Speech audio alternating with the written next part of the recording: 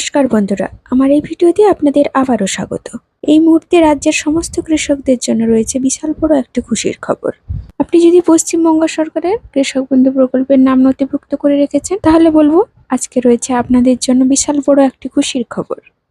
কৃষক বন্ধু প্রকল্পে দ্বিতীয় কিস্তির টাকা অর্থাৎ রবি শস্য ফসলের টাকা আপনাদের ব্যাংকের অ্যাকাউন্টে কবে থেকে ক্রেডিট হতে শুরু করবে, এমনকি বাংলা শস্য বীমা প্রকল্পে আপনাদের কবে থেকে টাকা ক্রেডিট হতে শুরু করছে, এমনকি কৃষক বৃদ্ধ ভাতা সম্বন্ধে নতুন তথ্য কি বলা হয়েছে, সমস্ত কিছুই কিন্তু আজকের ভিডিওতে আপনারা জানতে চলেছেন। তাই সম্পূর্ণ ভিডিওটি দেখে যাওয়ার জন্য অনুরোধ রইল। আর যদি ভিডিওটি ভালো লাগে অবশ্যই কিন্তু পাশে থেকে একটু লাইক দিতে ভুলবেন না। আর যদি আপনি আমার চ্যানেলে নতুন এসেছেন, এখনো আমার চ্যানেলটিকে সাবস্ক্রাইব করেননি, অবশ্যই আমার চ্যানেলটিকে সাবস্ক্রাইব করে পাশে থাকা বেল নোটিফিকেশনটিকে অন করে রাখবেন। সরকারি প্রকল্পের খবর আপনি আগে দেখতে পান। আর অবশ্যই এই নতুন তথ্যগুলি বন্ধু বান্ধবদের মধ্যে শেয়ার করতে ভুলবেন না। আর যারা আমার চ্যানেলটিকে আগে থেকেই সাবস্ক্রাইব করে রেখেছেন তাদের জন্য অসংখ্য ধন্যবাদ। এ নিয়ে কিন্তু আজ 8ই অক্টোবর মঙ্গলবার 2024 আপনাদের জন্য রয়েছে কিন্তু একটি বড় আপডেট। কৃষক বন্ধু প্রকল্পে পরবর্তী কিস্তির টাকা আপনাদের ব্যাংকের অ্যাকাউন্টে কবে থেকে ঢুকবে, এমনকি রাজ্যে বন্যার ক্ষতিপূরণে 468 কোটি টাকা দিল কেন্দ্র সরকার। এমনকি কৃষক বন্ধু প্রকল্পে আপনাদের ভাতা কি বৃদ্ধি হতে চলেছে, তার সাথে সাথে আপনাদের কৃষক বন্ধু বৃদ্ধ ভাতা সম্পর্কে এমনকি বাংলা শস্য বীমা প্রকল্প সম্বন্ধে কি নতুন আপডেট এলো, সমস্ত কিছুই কিন্তু আজকে এই ভিডিওতে জানতে চলেছে। কৃষকদের জন্য রয়েছে সুখবর। কৃষকদের চাষের কাছে আর্থিকভাবে সহায়তা করার জন্য একাধিক প্রকল্প চালু করেছে পশ্চিমবঙ্গ সরকার। তাই কৃষকদের কথা মাথায় রেখে পশ্চিমবঙ্গ সরকার কৃষকদের জন্য চালু করেছেন কৃষক বন্ধু প্রকল্প, কৃষক বন্ধু বৃদ্ধ ভাতা, বাংলা শস্য বীমা সহ আরো অনেক প্রকল্প। এছাড়াও কৃষকদের জন্য আরো কিছু বিশেষ সুবিধা প্রদান করেছে সরকার। কৃষক বন্ধু প্রকল্পে যে সমস্ত কৃষকদের জমির পরিমাণ 1 একর বা তার বেশি রয়েছে তাদের বছরে কিন্তু 2টি কিস্তিতে খরিফ মরশুম ও রবি মরশুম মিলিয়ে 5,000 টাকা করে মোট কিন্তু 10,000 টাকা দেওয়া হয়ে থাকে। এমনকি যে সমস্ত কৃষকদের জমির পরিমাণ 1 একরের কম এমনকি ন্যূনতম জমি রয়েছে তাদের কিন্তু আনুপাতিক হারে বছরে 2টি কিস্তিতে সর্বমোট 2,000 টাকা করে মোট কিন্তু 4,000 টাকা দেওয়া হয়ে থাকে। এছাড়াও এই প্রকল্পের নাম নথিভুক্ত 18 থেকে 60 বছর বয়সে কোনো কৃষকের অকাল মৃত্যু হলে তার পরিবারকে কিন্তু ক্ষতিপূরণ বাবদ 2 লক্ষ টাকা এককালীন দেওয়া হয়ে থাকে। তবে এবারে 2024 সালে প্রথম কিস্তির টাকা অর্থাৎ খরিফ মৌসুমের টাকা কিন্তু 13ই জুন আমাদের সরকার টুইটের মাধ্যমে ঘোষণা করার পর থেকেই কিন্তু কৃষকদের ব্যাংক অ্যাকাউন্টে ক্রেডিট হয়েছে। তারপর থেকেই ধীরে ধীরে আপনাদের ব্যাংকের অ্যাকাউন্টে টাকা ঢুকেছে। তবে সরকারের বিভিন্ন রিপোর্ট অনুযায়ী এখনো পর্যন্ত রাজ্যের সমস্ত কৃষকরা কিন্তু টাকা পেয়েছেন। এবার 1,05,00,000 কৃষক ও বর্গাদারকে মোট 2,900 কোটি টাকা কিন্তু দেওয়া হয়েছে। যে সমস্ত কৃষকরা প্রথম কিস্তির টাকা সার্বজনীন সমস্যার জন্য পাননি তাদের আবারও টাকা দেওয়া শুরু হচ্ছে তাদের ব্যাংক অ্যাকাউন্টে। অর্থাৎ যে সমস্ত কৃষকদের স্ট্যাটাসের ঘরে অ্যাকাউন্ট ভ্যালিড দেখাচ্ছে শুধুমাত্র তাদেরকেই টাকা দেওয়া হচ্ছে, কিন্তু যে সমস্ত কৃষকদের স্ট্যাটাসের ঘরে ট্রানজাকশন সাকসেস দেখাচ্ছে তাদের আর দ্বিতীয়বার টাকা দেওয়া হবে না, কারণ তারা এই কিস্তির টাকাটি পেয়ে গেছে। আর যারা টাকা পাননি তাদের ব্যাংক অ্যাকাউন্ট নম্বরের সাথে ইকেওয়াইসি করেননি, তাই কিন্তু টাকা পাননি। যে সমস্ত কৃষকরা নতুন করে অনলাইনে আবেদন করেছেন তাদের মধ্যে অনেকেরই স্ট্যাটাসের ঘরে পরিবর্তন এসে গেছে। তাই বন্ধুরা খুব শীঘ্রই কিন্তু আপনারা এই টাকাটিও পেতে চলেছেন। রাজ্যের কৃষকদের কৃষক ভাতা প্রকল্পের মাধ্যমে প্রতি মাসে 1,000 টাকা দেওয়া হয়ে থাকে। পশ্চিমবঙ্গ সরকার রাজ্যের প্রবীণদের কৃষকদের আর্থিক সহায়তা করার জন্য কৃষক ভাতা প্রদান করেছেন। যে সমস্ত কৃষক শারীরিকভাবে কৃষিকাজ করতে অক্ষম তাদের মাসিক 1,000 টাকা দেওয়া হয়ে থাকে। আর এই প্রকল্পের মাধ্যমে কৃষকদের টাকা পেতে হলে সাধারণ কৃষকদের জন্য 60 বছর বয়সী হতে হবে। এমনকি তপশিলি জাতি উপজাতিদের ক্ষেত্রে একটু ছাড় রয়েছে, তারা কিন্তু 55 বছর বয়সে আবেদন করতে পারবেন। তার সাথে সাথে পশ্চিমবঙ্গের অবশ্যই আপনাকে 10 বছর স্থায়ী বসবাসকারী হতে হবে। এই সমস্ত শর্ত পূরণ করলেই টাকা পাওয়া যাবে। এই প্রকল্পের প্রধান উদ্দেশ্য হলো বৃদ্ধ কৃষকদের আর্থিক সুরক্ষা ও কৃষিকাজে অক্ষম কৃষকদের সামাজিক ও অর্থনৈতিকভাবে সাহায্য করা। আবেদনকারীর জমির পরিমাণ 1 একরের নিচে হতে হবে অথবা বর্গা চাষিদের ক্ষেত্রে 2 একরের নিচে থাকতে হবে।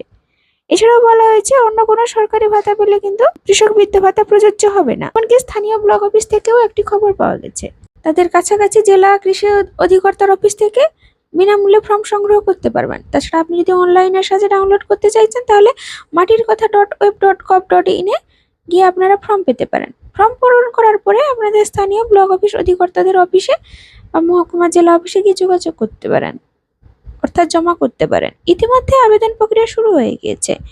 সূত্র মারফত জানা গেছে আপনারা কিন্তু 31 তারিখের মধ্যে এই ফর্ম জমা করতে পারবেন। এই বিষয়ে অধিক জানতে আপনারা অবশ্যই আপনাদের পঞ্চায়েত অফিসে গিয়ে যোগাযোগ করুন। পুজোর ছুটির পর আবারও অফিসে গিয়ে কিন্তু কৃষকরা এই ফর্ম জমা করতে পারবেন। তারপর শুরু হবে জেলায় জেলায় দুয়ারে সরকার ক্যাম্প পরিষেবা।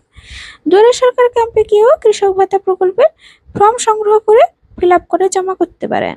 তাছাড়া আমাদের স্বরাষ্ট্রমন্ত্রী অমিত শাহ 14টি বন্যা বিধ্বস্ত রাজ্যকে 1,858 কোটি টাকা কিন্তু অনুদান দিয়েছেন। পশ্চিমবঙ্গে বন্যায় প্রায় 468 কোটি টাকা কিন্তু ক্ষতিপূরণ দেওয়া হয়েছে কেন্দ্র সরকারের তরফ থেকে। আমাদের স্বরাষ্ট্রমন্ত্রী জানিয়েছেন রাজ্যে বন্যার জেরে ক্ষয়ক্ষতি হয়েছে তা খতিয়ে দেখার জন্য একটি দলও পাঠানো হয়েছে। রিপোর্ট দিলেই বন্যা বিধ্বস্ত এলাকায় আরো সাহায্যের হাত বাড়াতে পারেন। খুব শীঘ্রই কিন্তু কৃষকদের টাকা দেওয়ার কাজ শুরু হবে বলে জানানো হয়েছে বিভিন্ন সূত্র থেকে। এমনকি পিএম কিষাণ সম্মান নিধি প্রকল্পে আপনাদের কিন্তু টাকা বাড়তে চলেছে।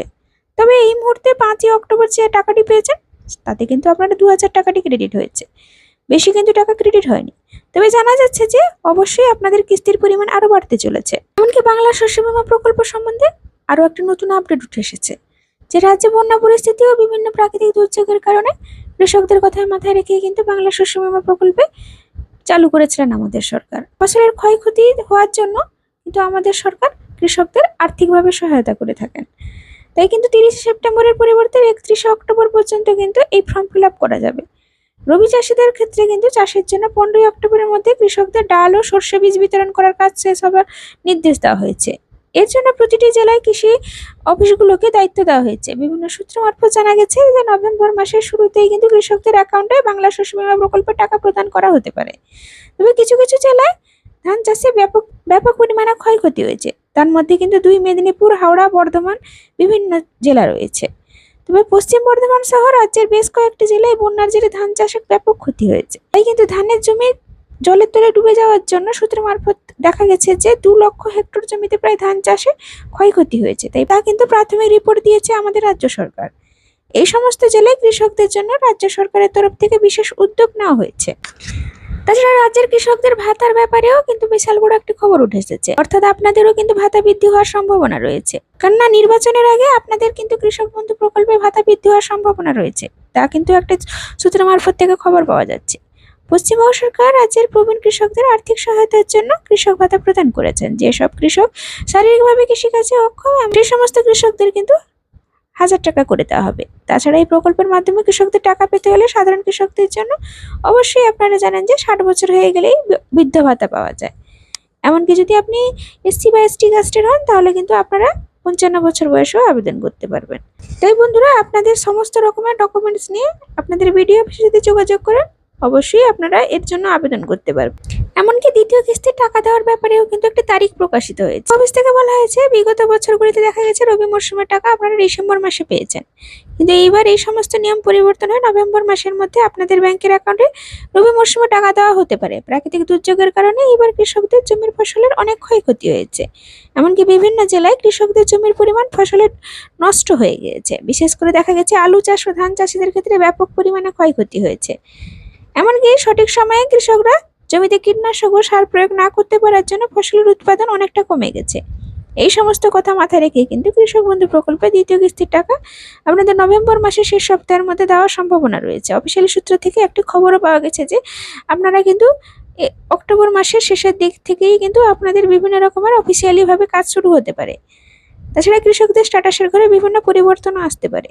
যে সমস্ত কৃষকদের দ্বিতীয় কিস্তির টাকা পাবেন তাদের যদি কোনো রকম ভাবে অসুবিধা থাকে তাহলে অবশ্যই আপনারা বিডিও অফিসে গিয়ে আপনাদের সমস্ত সমস্যার সমাধান করে ফেলুন। তবে বিভিন্ন ডিজিটাল মিডিয়া থেকে যেটি খবরটি পাওয়া গেছে যে আপনাদের নভেম্বর মাসের প্রথম সপ্তাহ থেকে দ্বিতীয় সপ্তাহের মধ্যে টাকা ঢুকতে পারে। এটি হওয়ার সম্ভাবনা আছে কিনা সে ব্যাপারেও কিন্তু এখনো কোনো নিশ্চিত খবর পাওয়া যায়নি, কেননা সরকারের তরফ থেকে এখনো পর্যন্ত কোনো সিদ্ধান্ত জানানো হয়নি। তবে আপনারা বিগত বছরগুলিতে দেখে এসেছেন যে আপনাদের ডিসেম্বর মাসেই টাকাটি ক্রেডিট হয়েছে। তাই আশা করা যাচ্ছে যে আপনাদের নভেম্বর মাসের লাস্ট সপ্তাহ হয়তো আপনাদের ডিসেম্বর মাসের প্রথম সপ্তাহে অবশ্যই কিন্তু রবি মৌসুমে টাকাটি কিন্তু আপনাদের ব্যাংকের অ্যাকাউন্টে ক্রেডিট হবে। তবে বিভিন্ন সূত্র মারফত থেকে যে খবরটি জানা যাচ্ছে যে পুজোর ছুটির পরেই কিন্তু কৃষক বন্ধু প্রকল্পের টাকা দেওয়ার কাজ খুব দ্রুততার সহিত এগোবে। তবে আগামী বিধানসভা নির্বাচনের আগে সরকারি বিভিন্ন প্রকল্পের ভাতা বাড়তে পারে বলে এই খবরটি পাওয়া গেছে। প্রকল্পের তালিকায় কৃষক বন্ধু সহ অন্যান্য অনেক প্রকল্প রয়েছে। চলতি বছরের লোকসভা ভোটে লক্ষ্মী ভান্ডার প্রকল্পের ভাতা বৃদ্ধি হওয়ার ফলে কিন্তু কৃষকদের মধ্যেও কিন্তু একটি সরকারের কাছে আবেদন আছে যে ওনাদেরও যাতে ভাতার পরিমাণ বাড়ানো হয়। তাই এই ভাতা বৃদ্ধির ব্যাপারে সরকারের তরফ থেকে এখনো পর্যন্ত কোনো অফিসিয়ালি আপডেট আসেনি, তবে শীঘ্রই আসার সেই সম্ভাবনা রয়েছে। তো বন্ধুরা, পিএম কিষাণ সম্মান নিধি প্রকল্পের 5ই অক্টোবর কিন্তু আপনাদের ব্যাংকের অ্যাকাউন্ট টাকাটি ক্রেডিট হয়েছে। আপনারা এখনো টাকাটি পেয়েছেন না পাননি, এমনকি কৃষক বন্ধু প্রকল্পে দ্বিতীয় কিস্তির টাকা আপনাদের ব্যাংকের অ্যাকাউন্টে খুব শীঘ্রই ঢুকতে চলেছে, সে ব্যাপারে কিন্তু আপনাদের আপডেট জানিয়ে দিলাম। তো আজকের ভিডিওটি এই পর্যন্ত। যদি ভিডিওটি ভালো লাগে অবশ্যই ভিডিওটির পাশে থেকে একটা ছোট্ট লাইক দিতে ভুলবেন না। ধন্যবাদ।